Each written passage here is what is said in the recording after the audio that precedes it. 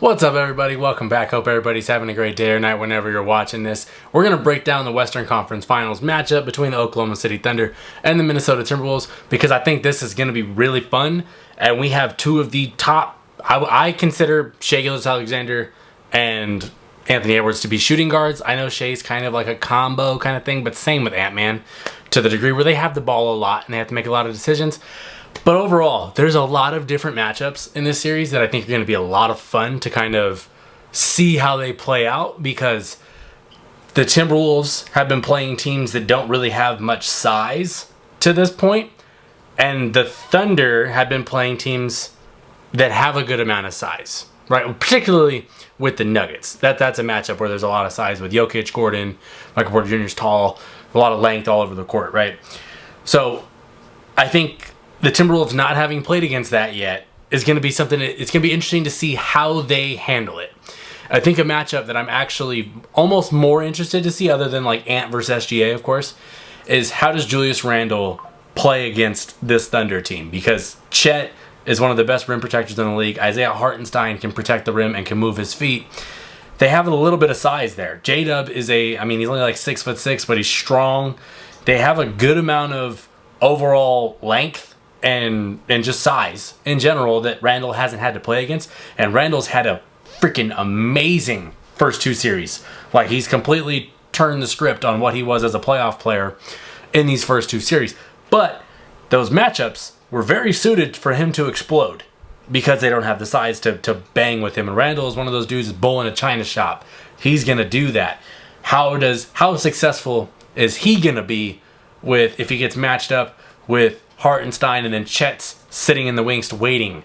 That's going to be very, very interesting to see if he can be as effective as he was in the first two rounds, because they're going to need him to be. And if you think about, we can go back to the guard play between Shai Gilgeous-Alexander and Anthony Edwards, to where they're going to have the ball a lot, but they're going to see a lot of different defenders. Ant-Man's going to get a lot of Alex Caruso. He's going to get a lot of Cason Wallace. He's probably going to get a lot of Lou Dort, probably more than anyone. He's probably going to get more of that. And then on the flip side, you have SGA, who's probably going to get a lot of Ant. He's probably going to get a lot of Nickeil Alexander-Walker, Dante DiVincenzo. Jaden McDaniels will probably get a lot of run on him too. So those two, who are the best players in the series, pretty easily in my opinion, are going to have the most guys to deal with every possession. That's going to be something to where if one of those guys can outperform the other, could give their team a significant advantage because of how these teams are built to where they're honestly kind of built very similarly. If you look at the roster construction, to where like I guess we call SGA the point guard. I don't know, Cason Wallace, Lou Dort, whoever you're calling the point guard in OKC, that's not really like the guy that, other than SGA, that's not going to have a lot of the ball. It's the same thing in Minnesota. Mike Conley's not going to have the ball a ton. He's going to initiate some offense, but he's not going to have a high usage rate. Anthony Edwards is going to have that. So they have the same kind of concept there. They have wing defenders all around them, like Jaden McDaniels, Dante DiVincenzo, Nickeil Alexander-Walker, and then on the flip side, there's Caruso, there's Dort, there's J-Dub, there's SGA. They're very constructed similarly. They have two bigs. This is like the return of the two big setup right now, to where you have Chet and Hartenstein and Randle and Gobert. Now, offensive skill, you might go more OKC, but brute force, you might just go more Minnesota. I don't know how you pick this series, because other than the fact that like maybe you just think OKC has been so good this all season long that they'll pull it out again. That's a fair estimation. They're the one seed with 68 wins for a reason. That's all fair. But when I'm looking at the series, there's a lot of similarities between these teams, and in series like this, it can be one or two shots that determines the whole thing.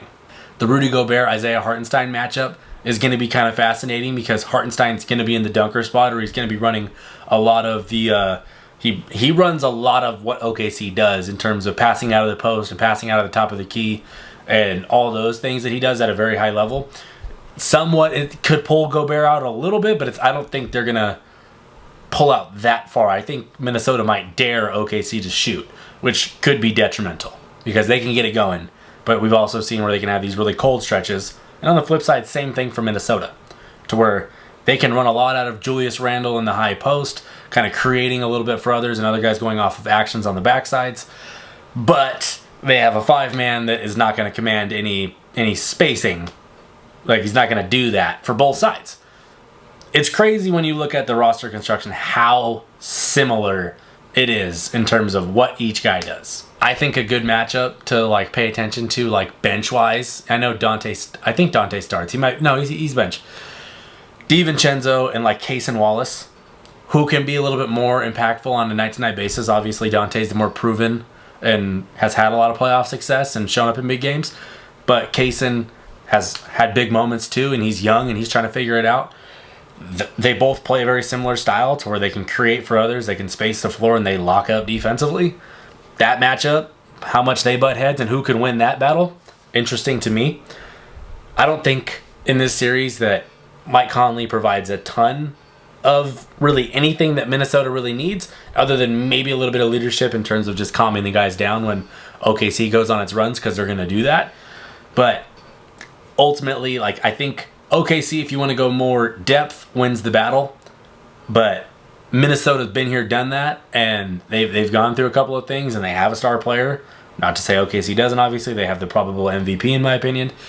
But there's things that Minnesota can do because of their length and defense and the speed that they play with that could hinder OKC. And this could, because these styles are so similar, whoever probably makes a higher percentage of the tough shots is going to win that. I don't think there's going to be a lot of easy shots to come by. It's going to be it's probably going to be a lot of fouls. It's probably going to be a very grimy series. I don't think that there's going to be like a crap ton of three-point shooting.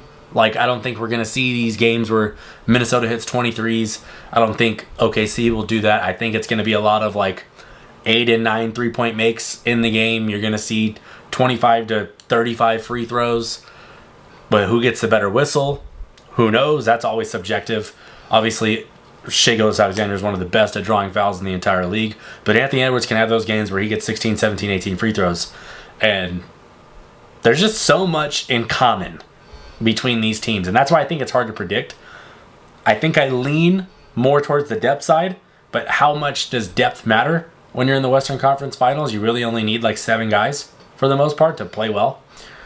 And that could come down to like Minnesota's really only been playing like 7 guys. So there's a dynamic there that's important. And both of these teams, like if you look at up and down the roster, like I don't even think, if I'm thinking about Minnesota, I don't think anybody on Minnesota's team has ever made the finals. I don't know if Dante was there Dante was on the Bucks, I think, when they won with Giannis when he got his first ring. But he wasn't playing. I think he had an ankle injury or something like that ended his season. And you look on OKC side, Caruso has won a title. But outside of that, I'm thinking about it. Chet hasn't done it, obviously. Hartenstein hasn't done it. J-Dub's the same thing as Shea. Cason's young. Like, they each have, like, one guy that's, like, maybe seen this before. So, in my opinion, I think it's fun. I know Gobert's been in a lot of playoff series and a lot of high-intensity battles. But, yeah, there's so much that is almost identical in this matchup. But to me, that's what makes it fun. Because it's going to be whichever team plays probably harder is probably going to win. And I think Minnesota has a knack for fighting for more loose balls than most other teams will. And I think OKC has a little bit more of a laxed ability. Maybe they give up more offensive rebounds. That could be something that the Timberwolves poke after. Watching that Nuggets-Thunder series, it felt like a lot of the 50-50 balls in those games that OKC lost went to Denver. And even a couple of the games they won, there was definitely some just effort plays where like all 5 guys watched the ball come down and no one went after it. I think Minnesota's one of those teams that's going to be like balls to the wall and trying to get every single scrap that they can get. That's all very interesting to me to see. I think this really could come down to 1, who makes more tougher shots, and 2, who just flat out plays harder than the other. You're going to see a test of wills in this, I think. But ultimately, we all know what we want to see. We want to see Anthony Edwards guard Shai Gilgeous-Alexander. We want to see Shai Gilgeous-Alexander guard Anthony Edwards. We want to see Lou Dort on Anthony Edwards. We want to see Dante on Shai. We want to see this guard play, I think, more than anything. But on the back end, how do the bigs shake out? Does Hartenstein and Chet reign supreme over Gobert and Randall? I don't know. It's very, very stylistically similar play styles. So other than Randall is just a bull and Chet is more finesse than anything. But yeah, it's going to be a banger. I think the series is going to be awesome. I think I'm going to lean OKC in this one. I would say OKC in 6 or 7. I think that's my pick. But any series can change any given second. We watched the Celtics look like they were going to steamroll the Knicks and blow a couple 20-point games. Jason Tatum season ends on a just insane bad luck play. And now the Knicks are in the conference finals, which that's another series you could probably break down. I think that one's going to be fun too. I think this is the best time in basketball. There's 4 teams left. 2 of them got to make it to the finals, and then 1 of them's got to beat the other. So, yeah. Let me know in the comments who you got winning the series. What are you most excited to see in the Thunder and the Timberwolves series? Because I think there's a lot of different things you can go at, but so many of them are damn near identical. And that's what makes it fun for me. Styles make fights, and these 2 teams have the exact same style. But anyway, if you're new to the channel, please subscribe, like this kind of content. Please like the video. I appreciate you for watching. Tune into this Western Conference Final Series. I'll be watching probably every damn game that I can. And I'm going to be locked in. I cannot wait to see if Anthony Edwards rises to the occasion. Same thing for Shai Gilgeous-Alexander. Either way, one of these dudes is making the finals and a star is born. So it's going to be fun. But I'm done. Peace. I almost forgot to talk about this, but Naz Reid, that's the best bench player in this series. And he's really damn good at a lot of things. He's got to have a big series because he's that guy that can stretch OKC out a little bit defensively and make things a little bit easier for Ant to get to the paint. I can't believe I got through basically this whole video and didn't talk about Naz Reid. So that's an L on my part. I'm going to own that one. But shout out to him because he's going to be a key player in this series. If he doesn't perform well, that severely hinders how successful the Timberwolves will be. He's going to be huge off that bench because there's nobody his size on the bench in OKC that is as good. That's a big advantage towards Minnesota, but Nas got to play well. And he has thus far, and he typically has in his playoff career. But this is a big test because you are going to see a lot of Chet probably on him. They do have, like, even Jalen Williams, J-Will, can kind of cover out there a little bit.